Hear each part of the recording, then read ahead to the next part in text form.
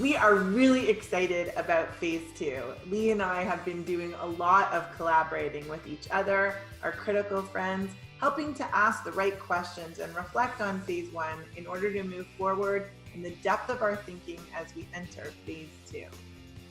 Phase 1 was successful in many ways. Mentors and mentees explored the process of establishing a connection and meeting for the first time, while also learning to build relationships and negotiate those relationships to address identified learning needs. We are also thrilled that most of our happy mentors and happy mentees want to continue working with each other.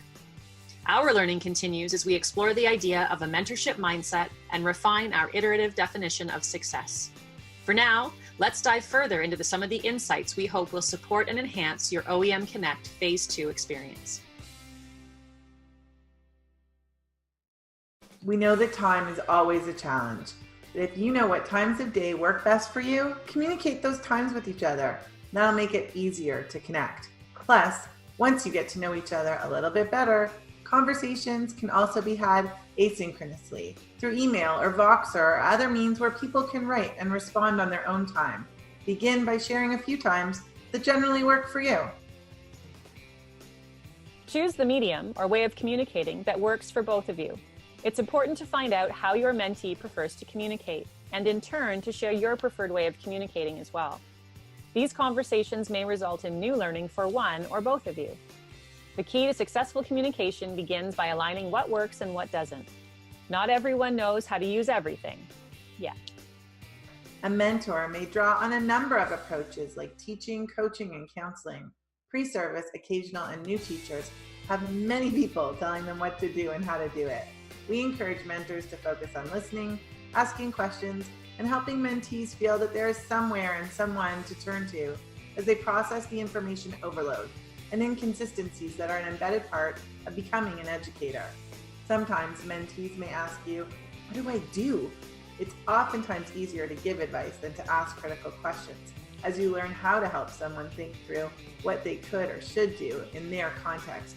Be mindful when to give advice and when to ask more questions. Remember, struggling is part of learning, but it doesn't have to come with the overwhelming feeling of isolation that sometimes follows. Dialogue over monologue, questions over answers. Mentees are professionals and need to be treated as such. It's also important to remember that teacher candidates and seasoned teachers may not know how to ask for help or even what to ask for, and these situations may be misinterpreted as a lack of need. In some cases, they may also be too caught up in their daily work to reach out. Check in on them. It feels good to know that someone is thinking about you and there to lend a helping hand. Be true to you. Your lives are busy and you're doing something wonderful for someone else. While mentors are positioned to give to others, there's so much to gain from being a mentor. You've already told us why you want to be part of OEMConnect, but let us help you. Reach out if you hit a roadblock. Ask for help if you're having challenges connecting. Be honest with your mentee and with us if life is getting in the way. We can't help if we don't know what challenges you're facing. Enjoy Phase 2. We're here to help every step of the way.